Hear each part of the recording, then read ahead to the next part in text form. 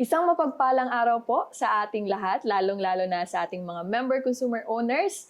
Isang mapagpalayang araw po at malugod po namin kayong tinatanggap sa ating Bantay Kuryente video podcast. At ngayong araw nga po ay makakasama natin si Councilor Ralph Yumang upang bigyang linaw ang lahat po ng konteksto at ang pananalapi mula sa ating Socoteco 2. Magandang araw po, Councilor. Magandang araw din sa iyo, Ma'am Blessy. Ayan, so meron po tayong mga inihandang mga katanungan, Councilor. Unang katanungan po, sa inyong privilege hour speech, binigyan po ninyo ng malalim na pagsusuri ang audited financial statements ng Socoteco 2. Ano po ba ang particular na nagtulak sa inyo para gawin ang investigasyong ito at ano ang pinaka nakakabahala o red flag na inyong natuklasan? Maraming salamat, Miss Blessy, sa katanungan na yan.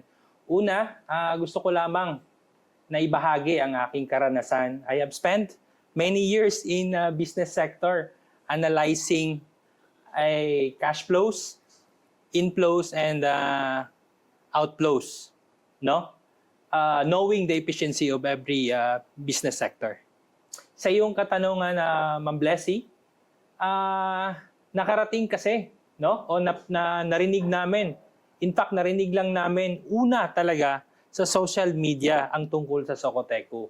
Hindi talaga nagkaroon ng transparent na pagbibigay ng impormasyon ang Socoteco 2 sa general public. Ang naging dahilan is yung pag-transgress ng grade ng Socoteco 2 from AAA to Category B, which is very alarming. However, meron pa namang paraan, no, na pwede nating mabago o maiangat uli ang kategoryang ng Socoteco 2 into AAA. Yun po ang naging dahilan kung bakit nagtawag ng committee or pinatawag sa plenaryo ang management at ang board ng Socoteco 2. Maraming salamat po, Councilor. Base po sa inyong masusing pagsusuri sa kanilang pinakahuling ulat, paano ninyo mailalarawan ang kasalukuyang kalagayan ng pananalapi ng Socoteco 2? Talaga bang nasa krisis ang pananalapi ng kooperatiba o sadyang pinalaki ang kwento para magmukha silang nalulugi? Again, no, maraming salamat sa katanungan na yan. Well, sa ordinaryo kasi, na pag-intindi, pag binuksan ang libro o ang tinatawag natin na financial statement, pag nakita doon sa baba na net loss, automatically, ang pag-intindi ng sambayan ng Pilipino o pag-intindi ng general public ay nawalan na agad ng pera ang negosyo. Pero hindi po ganun kasimple. Dahil dito po, nakasaad sa financial statement na sinubmit ng Socoteco 2 considering the year 2023 and 2024, totoo po, nagkaroon ng net loss. However, no, sa aking pag-a-analyze, isa lamang po itong net loss on paper. Sapagkat po, kung hihimayin natin, ulitin ko, very technical po kasi ang financial statement, kung hihimayin po natin yung expenses, ang pinakamalaking expenses doon ay ang expenses patungkol sa depreciation. So ano naman itong depreciation? Itong depreciation na ito ay hindi ito outright na expense, kung hindi po non-cash ito. Parang analogy lang para maintindihan po ng nakakarami. Parang bumili ka ng cellphone worth 50,000 pesos nung nakaraang taon. Pagdating ngayong taon, na-book mo lamang yung halagang 10,000 pesos para doon sa life expectancy ng cellphone. Kumbaga, yung expenses na tinatawag doon is para lang yun sa pagtanda ng cellphone o linya ng kuryente. Hindi po yun galing sa pitaka mo or sa bulsa mo na na-expend mo this year. Kung hindi lamang po, ina-allocate mo yung value ng asset dito sa present year na ito. Maraming salamat po, Counselor.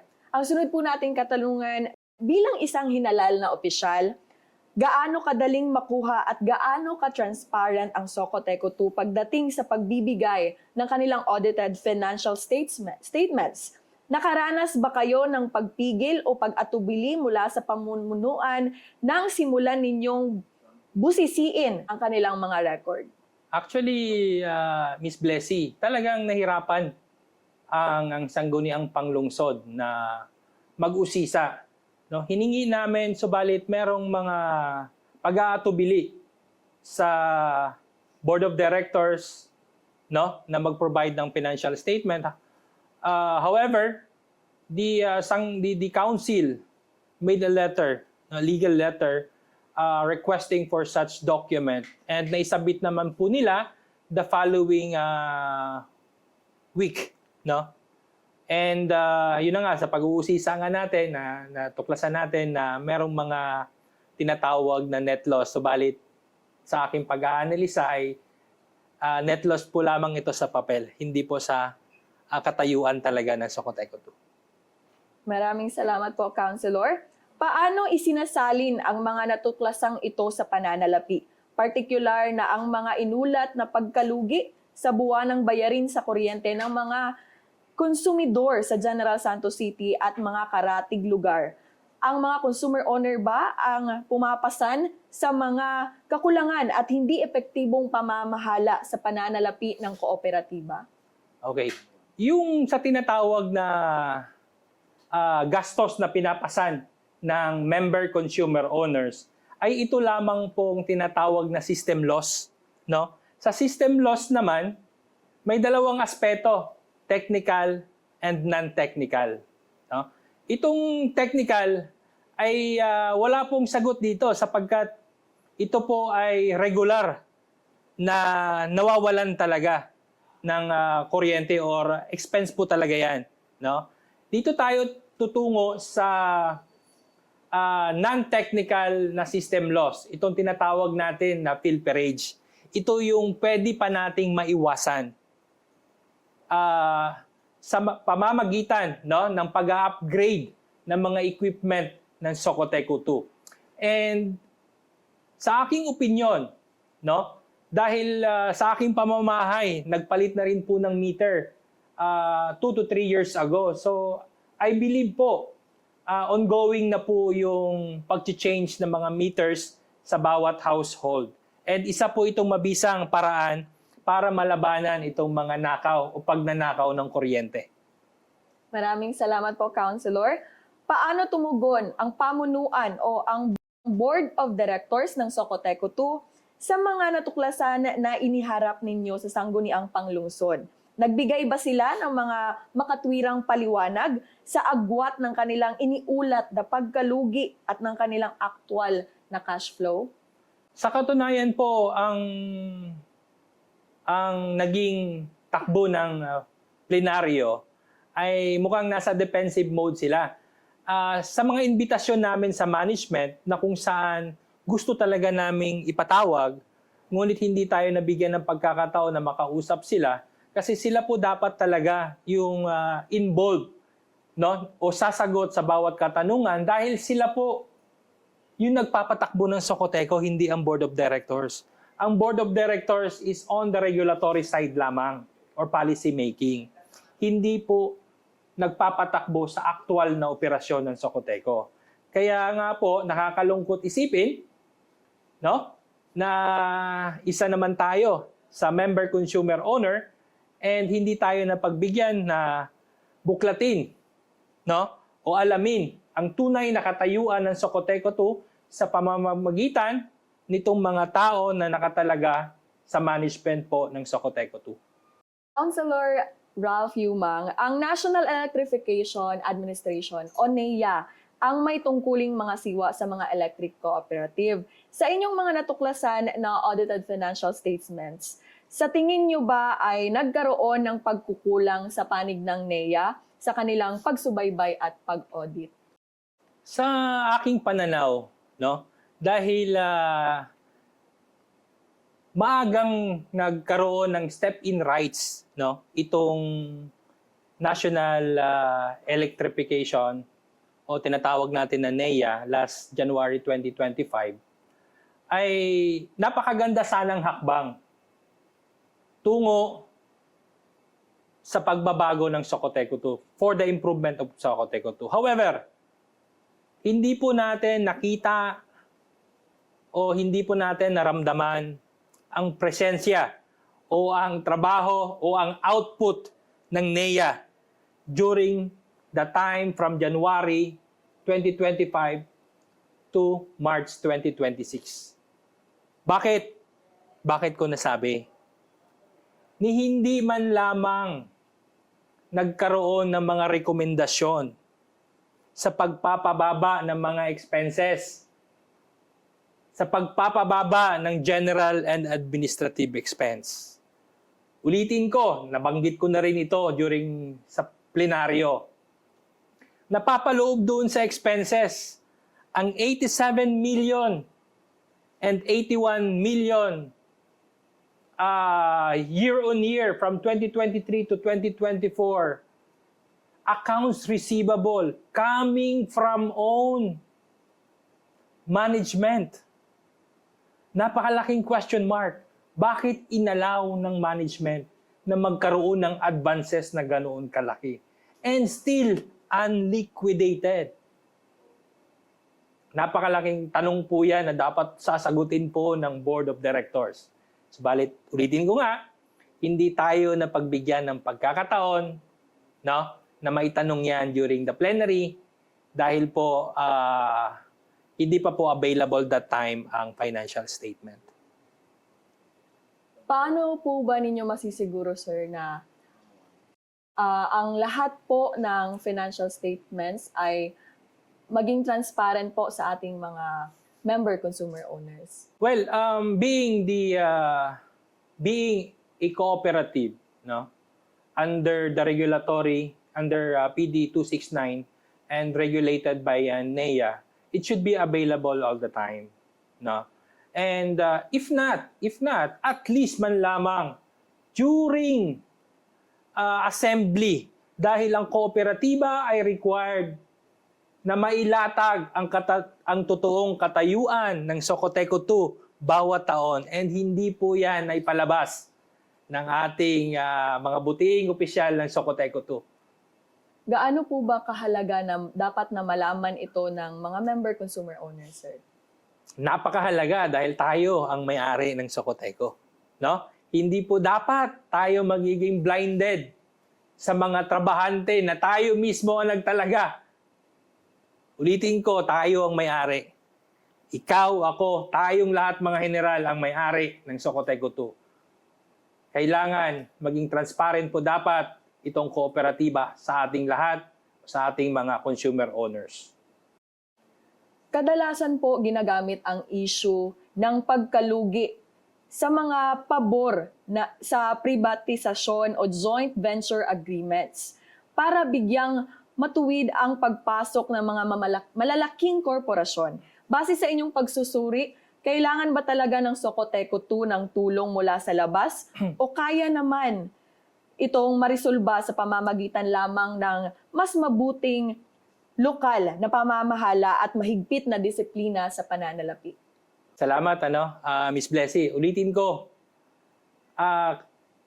categorically, hindi po kailangan ng Socoteco 2 ng private corporation or ng joint venture.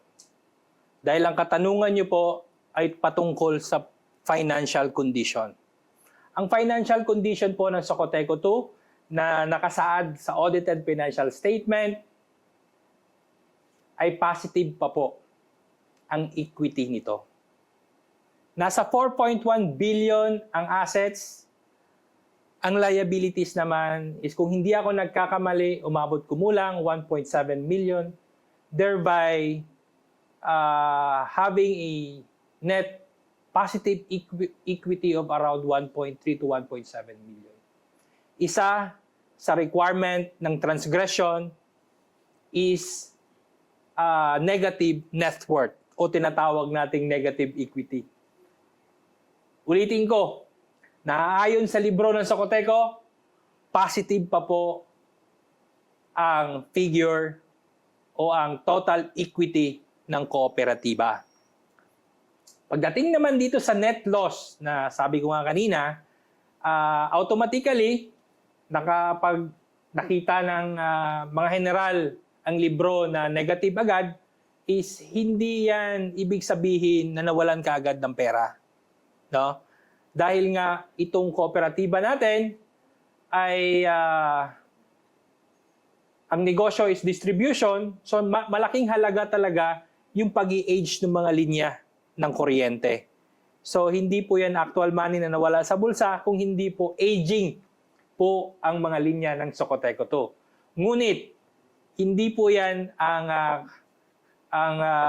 totoong sagot dahil hindi po yan hindi po tayo napahintulutan na tanungin yan o tanungin ang management o ang board kung ano na ang kalagayan ng linya ng kuryente natin dito sa Socoteco 2. Kailan, sa tingin niyo po ba, magkakaroon pa rin po ba kayo ng pagkakataon na mailahad o maitanong po iyan? Kung bibigyan po tayo ng pagkakataon, no? Gusto ko sanang maimbitahan ulit. Dahil kung titingnan mo, hindi pa talaga completely buo yung informasyon na maaaring ma-share, no?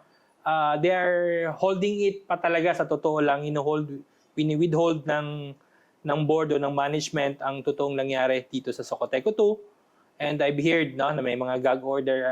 I don't know if that is true. However, base naman sa totoong nangyayari is hindi talaga nila sinishare yung totoong nangyayari sa Socoteco. Ano? Ang aking mga informasyon ay base lamang dito sa audited financial statement na naisubmit ng Socoteco 2 sa Sangguniang Panglungsod.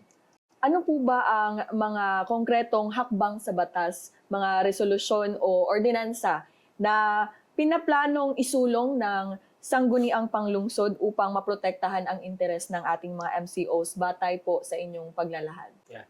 Salamat ulit, Miss Blessy. Actually, nakita po ng Sanggunian ang isa sa pinakamalaking issue ng Socoteco ay hindi sila transparent, no? Bilang kooperatiba. So, isusulong natin, no? Gagawa natin ng resolution on transparency na urging the Socoteco 2 to provide the MCOs the real output ng pagpapatakbo ng Socoteco 2. Dahil sabi ko nga, tayo yung may-ari eh. Sundin lamang po nila yung bylaws ng Socoteco 2, maglahad sila ng mga informasyon during the General Assembly. That is ginagawa yan taon-taon. Dapat ganun po dapat. Sa tingin niyo po ba, Counselor, natatakot po ba sila na ilahad ang totoong kung ano po ang kalagayan ng Socoteco 2? Maaari. Dahil nga nakikita nila sa financial statement na loss. Maaaring takot sila na malaman ng taong bayan at magkakaroon ng claimor at magtatanong kung anong nangyari. Counselor, sa tingin niyo po ba kung meron po tayong mga MCOs, Member Consumer Owners, na nais na ma-access ang ating financial statements mula sa Socoteco 2, madali po ba nila itong makuha or makita?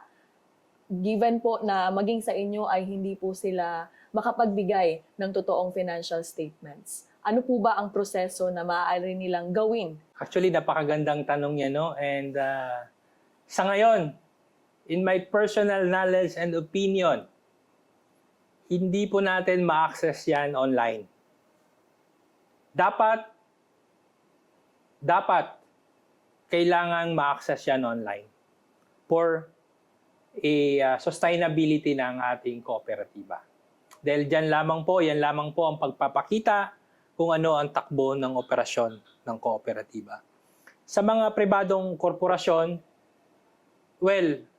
hindi po yan dinadivulge.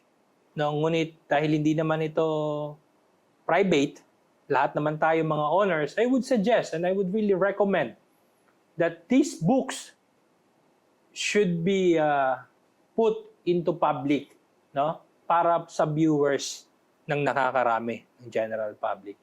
Huling mensahe po para sa mga manonood ng Bantay Kuryente Ano po ba ang dapat gawin ng mga MCOs sa impormasyong ito at paano makakatulong ang publiko sa inyo upang mapanagot ang kooperatiba at maitama ang takbo nito? Unang-una, sa lahat po ng member consumer owners, nananawagan po ang inyong konsehal dito sa General Santos na maging mapagbatyag tayo, no, alamin ang tamang impormasyon. Alamin o kukuha lamang ng impormasyon sa mga organisasyon na may katayuan na magbigay o maghayag ng totoong impormasyon. Dahil ngayon, grabe ang proliferation ng mga fake news, no? Kanya-kanyang depensa, kanya-kanyang diskarte para may promote yung kanilang gusto, no? O may promote yung kumpanya na tinutulungan nila. Sa aking pananaw, it would be very wise for us, no, as general public, to really look for transparent information, to look for documentations coming from this cooperative. So subaybayan po ninyo lagi. Sumabaybay kayo sa plenaryo dito sa ating sangguniang panglungsod dahil ang gusto lamang po natin ay maukay o may tanong, yung mga katanungan na pwedeng itapon ng ating mga general public. Maraming salamat po, Councilor Ralph Yumang, sa pagpapaunlak po ng aming imbitasyon at talagang nasagot po ang aming mga katanungan at nabigyang linaw sa ating mga member consumer owners ang dapat nilang malaman, dapat po silang makilahok at dapat pong maging transparent ang ating kooperatiba dahil sabi nyo nga po, tayo po ang may-ari ng Socoteco 2. Muli, maraming salamat po at naway nabigyan din po ng linaw ang ating mga MCOs mula sa ating talakayan ngayong araw. Maraming salamat, Miss Blessy, and maraming salamat po sa lahat ng mga general. Magandang umaga po sa inyo.